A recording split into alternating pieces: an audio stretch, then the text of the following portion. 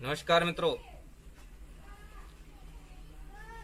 आज हमारे भारत देश में जो राजनीतिक परिदृश्य है, जो राजनीतिक और सामाजिक उथल पुथल हो रही है, उसका आम आदमी पर क्या असर पड़ रहा है। दरअसल आज की मौजूदा मोदी सरकार से देश की जनता जो उम्मीद लगाई बैठी थी, क्या मोदी सरकार देश की जनता की उम्मीदों पर खरी उतर रही है? क्या कांग्रेस नीति मनमोहन सरकार कठोर निर्णय लेकर, कठोर कानून लाकर देश को एकता के सूत्र में बांधने वाली सरकार थी? क्या मोदी सरकार वैसी ही सरकार है, या मोदी सरकार मनमोहन सरकार से 2 कदम आगे या 2 कदम पीछे है? आज इन्हीं सवालों के जवाब खोजने के लिए आज हमने आयोजित किया है मंथन, और इस मंथन में हमारे पैनलिस्ट से मैं आपका परिचय करवा देता हूं।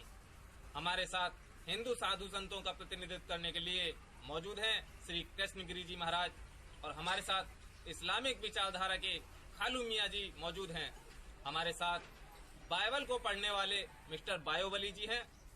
हमारे साथ राजनीतिक विश्लेषक नकली डॉक्टर सरकार राज जी हैं। हिंदू संगठन देवसेना के युवा अध्यक्ष श्री पाल साहब हैं, तथा खास तौर पर आमंत्रित जिनकी सेहत पर इस राजनीतिक उठापटक निर्णय अनिर्णय से सबसे ज्यादा असर पड़ता है, वो जिन्हें हमें आज की दिहाड़ी भी देनी पड़ेगी, क्योंकि उनका कहना है कि आज कमाऊंगा नहीं तो खाऊंगा क्या।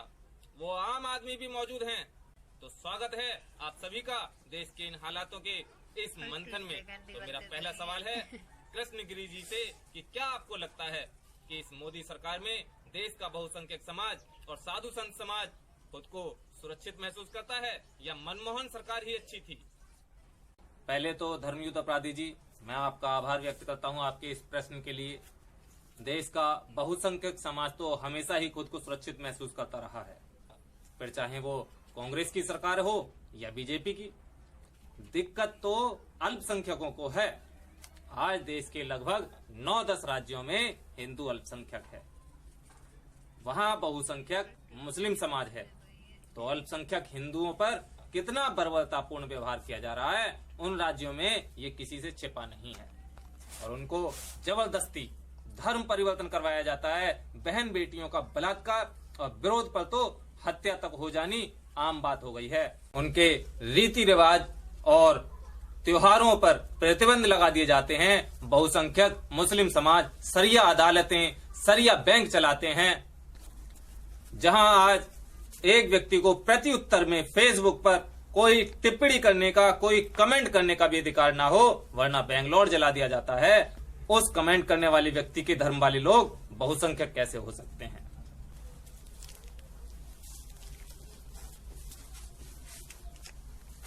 तो मेरा इस विषय में सिर्फ यही विचार है कि आज हिंदू समाज को एकजुट होना होगा, एकत्रित होना होगा, और खुद पर किए जा रहे अत्याचारों का उन्हें डटकर जवाब देना पड़ेगा। तभी आज हिंदू समाज जीवित रह सकेगा। आज हिंदू समाज के लिए खुद के अस्तित्व का खतरा पैदा हो गया है। तो अजीमिया खालू जी महाराज जी तो कह रहे हैं कि इस देश में मुस्लिम नहीं अल्पसंख्यक तो हिंदू है और हिंदुओं पर अत्याचार हो रहा है, तो ये बड़ा आरोप है। आपका क्या कहना है इस मामले में? लाहौल बिला कुव्वत। देखिए, मैं सिर्फ इतना अर्ज करना चाहूंगा कि महाराज जी का ये आरोप सरासर गलत है, बेबुनियाद है। एक भी मुसलमान किसी भी व्यक्ति पर कोई जुल्म नहीं करता। जमहूरियत के इस दौर में जहां इनको हर मजहब की किताब पढ़नी चाहिए, ये केवल वेद पुराण पर अटके हैं। हमारे मुल्क में सेक्युलर संविधान है जो हर व्यक्ति को अपने अपने मजहबी काम करने की धार्मिक आजादी देता है, और हमारी धार्मिक विचारधारा और धार्मिक किताब है कुरान, जिसके अनुसार हम चलते हैं। एक उदाहरण से समझिए कि मेरे बेटे को आपकी बेटी से एक तरफा प्यार हो गया, वो आपके घर गया और आप सबसे कहा कि आप सब मुसलमान बन जाओ। क्यों? क्योंकि नहीं है कोई भी पूजनीय अल्लाह के अलावा, ला इलाहा इल्लल्लाह कलमा पढ़ लो और अपनी बेटी का निकाह मुझसे कर दो। तो मेरा बेटा तो कुरान की सूरा 2 आयत 221 में बताया गया अपना धार्मिक काम कर रहा है। अब ना तो आप खुद मुसलमान बने, ना अपनी बेटी को बनने दे रहे हैं। कुरान में उसी को तो काफिर कहा गया है जिसे अल्लाह के बारे में बताया गया, लेकिन फिर भी वो इनकार करता है, वही तो काफिर है। और ऐसे ही काफिरों के लिए कुरान में सूरा 9 आयत 5, सूरा 47 आयत 4 आदि हैं। तो हम तो अपना धार्मिक काम कर रहे हैं और इसकी आजादी प्रत्यक्ष अप्रत्यक्ष रूप से हमें भारत का सेक्युलर संविधान देता है। हिंदू अल्पसंख्यक है, उस पर अत्याचार होता रहा है और हो रहा है। सरकार किसी की भी हो, संविधान प्रत्यक्ष या अप्रत्यक्ष रूप से अत्याचारों की मदद कर रहा है। देश में सबको अपने धार्मिक कृत्य करने की संवैधानिक छूट है। तो मिस्टर पाल साहब, आपका क्या कहना है इस मामले में? देखिए धर्मयुत अपराधी जी, विडंबना तो यही है कि आज सरकारें ये मानने को तैयार ही नहीं है कि हिंदू अल्पसंख्यक है और उस पर घोर अमानवीय अत्याचार हो रहा है। मैं ये मानता हूं कि हिंदू सिर्फ भारत में ही नहीं बल्कि पूरी दुनिया में अल्पसंख्यक है। वो घोर अत्याचार सह रहा है। पूरी दुनिया में संख्या के हिसाब से ईसाई सबसे बड़ी आबादी है। उनकी संख्या लगभग 2.2 अरब है और इनके अपने कई देश हैं। दूसरे नंबर पर मुसलमान आते हैं। पूरी दुनिया में मुसलमानों की संख्या लगभग 1.6 अरब है और उनके अपने 57 देश हैं जो इस्लामिक राष्ट्र घोषित हैं। ये एक अलग बात है कि अगर इनमें शिया सुन्नी वाला कोई मामला हो जाए तो ये शरण लेने के लिए यूरोप जाते हैं। एक भी इस्लामी मुल्क इन लोगों को शरण नहीं देता। और संख्या के हिसाब से तीसरे नंबर पर नास्तिक आते हैं जिनकी संख्या लगभग 1.1 अरब है और चौथे नंबर पर हैं हिंदू। जी हाँ, चौथे नंबर पर हैं हिंदू और पूरे विश्व में हिंदुओं की संख्या लगभग 1 अरब के बराबर है और हिंदुओं का घोषित एक भी हिंदू राष्ट्र नहीं है। मुसलमानों के अपने अलग देश हैं, ईसाइयों के अपने अलग देश हैं, यहूदियों के अपने अलग देश हैं, लेकिन विडंबना यह है कि हिंदुओं का एक भी अपना अलग देश नहीं है। कोई भी घोषित हिंदू राष्ट्र नहीं है। अच्छा, अब अगर कोई ये कहे कि भारत में तो हिंदू बहुसंख्यक है तो वो भी सुन लो, आपकी नजर में सभी हिंदू हैं, फिर चाहे वो दलित हो या आदिवासी हो। अब छोटे से उदाहरण से ही समझिए कि उत्तर प्रदेश में कमलेश तिवारी जी की हत्या हो जाती है, लेकिन नहीं जी, वो तो सवर्ण था, तुम तो दलित हो, तुम्हें उससे क्या। मुजफ्फरनगर में बहन बेटी की इज्जत बचाने के चक्कर में हत्या होती है, फिर दंगे हो जाते हैं, लेकिन लोग सोचते हैं कि वो तो जाट गुजरों का मामला है, हमें क्या।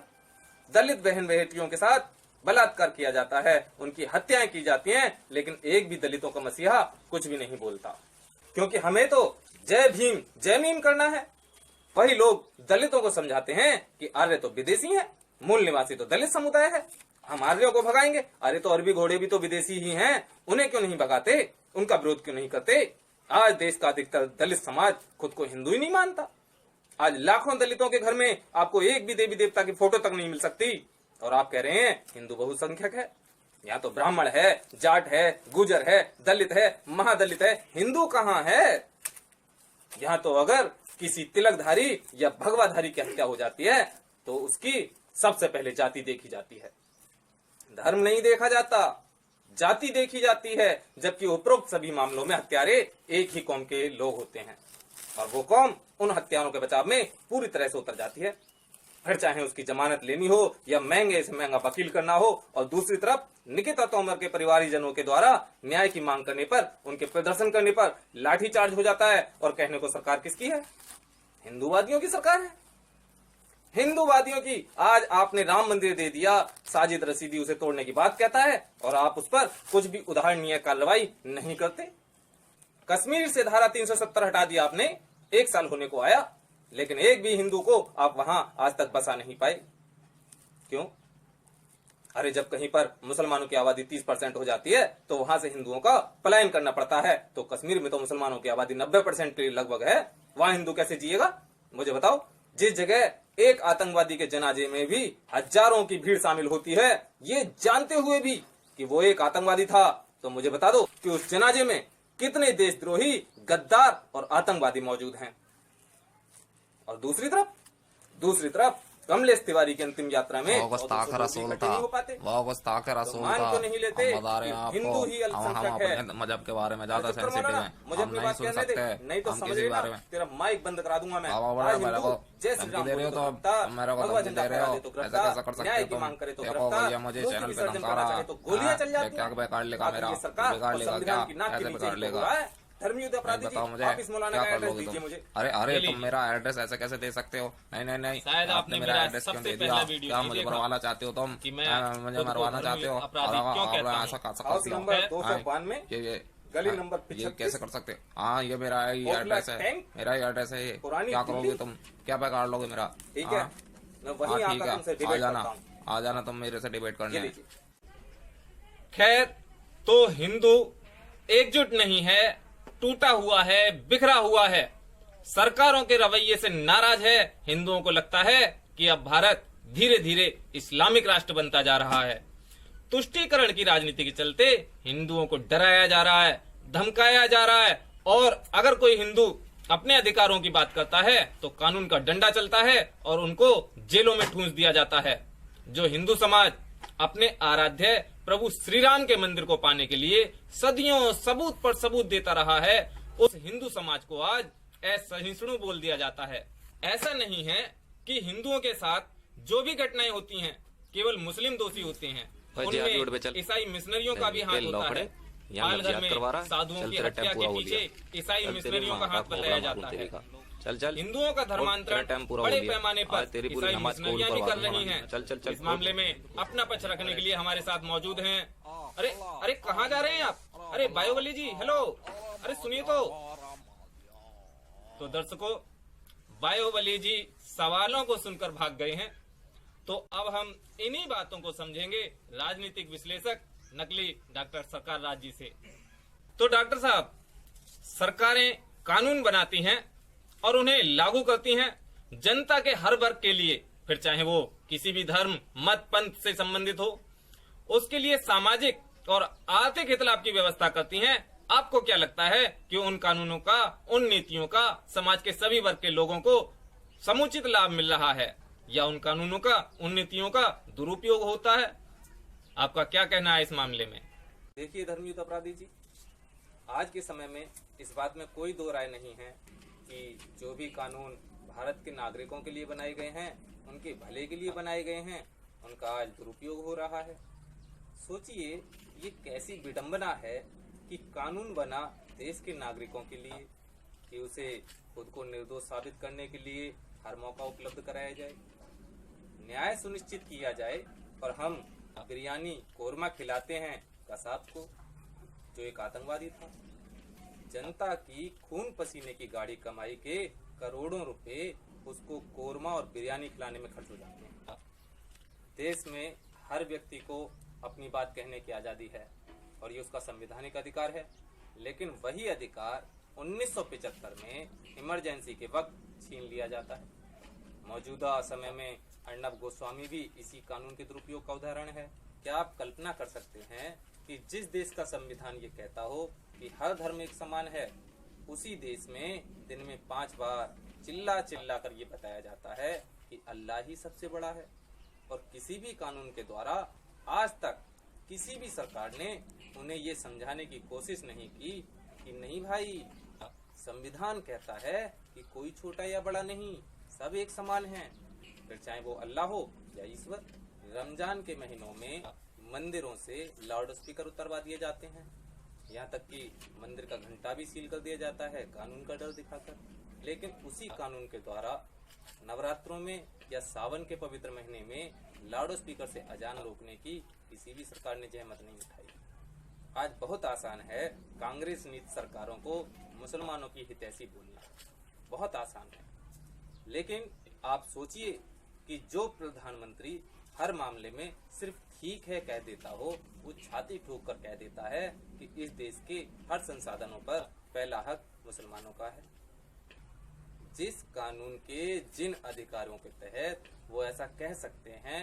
क्या उन्हीं कानूनों या अधिकारों का इस्तेमाल करके नरेंद्र मोदी जी, आज के वर्तमान प्रधानमंत्री, क्या आज ये बोल सकते हैं कि देश के संसाधनों पर पहला हक हिंदुओं का है? या ये कह सकते हैं कि आज रात 12 बजे के बाद भारत हिंदू राष्ट्र कहलाएगा? फिर तो गृह युद्ध छिड़ जाएगा। ऐसा कुछ नहीं है, कोई गृह युद्ध नहीं छिड़ेगा, वो सब तो फालतू की बातें हैं। अब देखिए, कहाँ लोग कहते थे कि धारा 370 से छेड़छाड़ आग से खेलने के बराबर होगा। लोग डरते थे कि न जाने कितने दंगे होंगे, राम मंदिर बन गया तो न जाने कितने दंगे होंगे। और आज जब राम मंदिर पर फैसला आया या 370 धारा हटाई गई तो क्या हुआ? कोई चूतक ना हुई। इससे साबित होता है कि सरकारों को मजबूत इच्छा शक्ति की जरूरत होती है। शासन प्रशासन तो उसके अधीन है ही। संविधान के आर्टिकल 356 के तहत प्रधानमंत्री ही सुप्रीम पावर होता है। अगर उसे लगता है कि किसी राज्य में कानून व्यवस्था ठीक नहीं है या जनता को समान अधिकार नहीं मिल पा रहे हैं, तो वो राष्ट्रपति से विचार विमर्श करके उस राज्य की सरकार को बर्खास्त कर या करवा सकता है। लेकिन नहीं जी, केरल या पश्चिम बंगाल आदि में हिंदू मरता है और हमारे प्रधानमंत्री जी चुप रहते हैं, जबकि वो भी जानते हैं कि हिंदुओं पर अत्याचार हो रहे हैं, वरना तो CAA कानून लागू करने की जरूरत ही न पड़ती। आज महाराष्ट्र में रिपब्लिक टीवी के अर्णब गोस्वामी की आवाज को दबाने का भरसक कुत्सित प्रयास किया जा रहा है और यही कथित हिंदूवादियों के मंत्री संतरी या कार्यकर्ता कह रहे हैं कि वहाँ कांग्रेस नीति सरकार है, इसलिए ऐसा हो रहा है। तो ठीक है भाई, उत्तर प्रदेश में तो हिंदूवादी की सरकार है, फिर सुरेश चौहान की आवाज UPSC जिहाद पर बात करने पर क्यों दबाई जा रही है? दिल्ली पुलिस तो मोदी सरकार केंद्र सरकार की है ना, फिर सुदर्शन न्यूज के सुरेश चौहान जी के द्वारा जनता मार्च निकालने पर अत्याचार क्यों किया गया?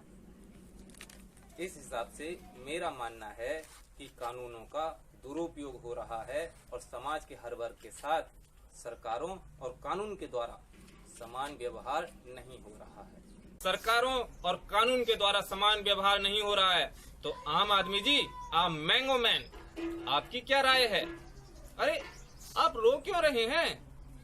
चुप हो जाइए, अपनी बात प्रेम से कहिए। बाबूजी, दरअसल हम आम आदमी हैं ना, हमें पूछता ही कौन है, और एक आप हैं कि हमसे हमारी राय पूछ रहे हैं। दरअसल हम आम आदमी हैं और ऊपर से गरीब आदमी भी। अगर हमने कुछ बोला और हमारे ऊपर मुकदमा हो गया तो हम तो वकील भी हायर नहीं कर पाएंगे। बीजेपी की सरकार या कांग्रेस की सरकार का क्या मतलब है ये हमें नहीं पता। हमारे लिए तो नाक के पर खड़ा दरोगा ही सरकार होता है, और उससे बड़ा अगर कोई सरकार है तो वो है हमारा ग्राम प्रधान। बहुत ईमानदार है। पहले ही बता दिया था वो कि शौचालय बनवाने के नाम पर तुम्हारे खाते में 12,000 रुपया दिलवाऊंगा और उसमें से 2,000 हमको दे देना। 2,000 रुपया लिया था वो सच में, बाकी का 10,000 हमारे लिए छोड़ दिया। एक बेटी थी, गांव के ही ताहिर ने उससे कब निकाह कर लिया ये हमें पता भी नहीं चला। अब जब उससे हम मिलने जाते हैं तो हमें वो जान से मारने की धमकी देता है। इसलिए अब हम भी अपनी बेटी से मिलने की कोशिश नहीं करते, ये सोचकर कि हमारी बेटी जहाँ भी रहे सुखी रहे। अभी परसों ही शहर से एक पादरी जी आए थे और वो हमारे बेटे को एक किताब और 5 किलो चावल की बोरी दे करके गए हैं और बोले हैं कि वो उसकी शादी भी करवा देंगे। बस उसकी शादी हो जाए फिर हम वृंदावन चले जाएंगे और वहीं कोई साधु सन्यासी बनकर भगवान का भजन करेंगे। लेकिन बाबूजी, अभी आप हमको हमारी दिहाड़ी दे दो, क्योंकि कमाएंगे नहीं तो खाएंगे क्या? प्लीज। तो मित्रों, अब तक के इस मंथन से आपको इतना तो समझ में आ गया होगा कि जिस हिंदू समाज को आज भारत में बहुसंख्यक बोला जाता है वो अल्पसंख्यकों से भी ज्यादा प्रताड़ित हो रहा है। उसके साथ सरकारें भी दोगला रवैया अपना रही हैं। एक ही कानून का एक ही जैसे मामले में अलग अलग प्रयोग होता है, हिंदू के लिए अलग और किसी मजहब वाले व्यक्ति के लिए अलग। तो अगर आपको जीना है, अपना अस्तित्व बचाए रखना है, तो आप अच्छे से समझ लीजिए कि आप बहुसंख्यक नहीं, आप अल्पसंख्यक हैं। क्यों? क्योंकि आपके साथ अल्पसंख्यकों वाला ही व्यवहार किया जा रहा है, ना कि बहुसंख्यकों वाला। क्या आपको नहीं लगता कि आप अगर कोई एक फेसबुक पोस्ट कर देते हैं तो कल को आपके खिलाफ कोई मुकदमा कायम हो सकता है? लगता है ना डर आपको? ये डर अल्पसंख्यकों को लगा करता है, बहुसंख्यकों को नहीं। अगर आप डर रहे हैं, इसका मतलब है कि आप बहुसंख्यक नहीं हैं, आप अल्पसंख्यक हैं। और अगर आप अल्पसंख्यक हैं तो आपको अपने अधिकारों की जंग लड़नी चाहिए।